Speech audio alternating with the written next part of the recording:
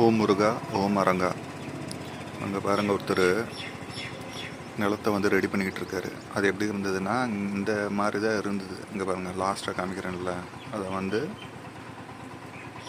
அந்த ஒரு ஒரு மிஷின் மாதிரி வச்சுருக்காரு. அது மாதிரி அவர் ஒருத்தரே இது பண்ணிக்கிட்டு இருக்காரு. அதை பார்க்குறப்ப தான் தெரியுது, நம்ம ஈஸியாக சாப்பாடு சாப்பிட்றோம், அதுக்கு பின்னாடி எவ்வளோ கஷ்டம்னு. இந்த வெயிலில் அவர் பண்ணிக்கிட்டு இருக்கார்.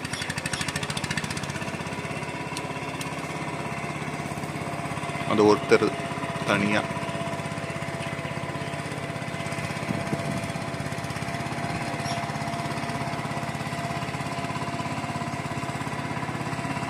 ஆனால் நம்ம ஈஸியாக சாப்பாடு சாப்பிட்டுட்ருக்கோம். அந்த அரிசி கொடு, இந்த அரிசி கொடுன்னு. அதுக்கு பின்னாடி எவ்வளோ உழைப்பு இருக்குன்னு பாருங்கள்.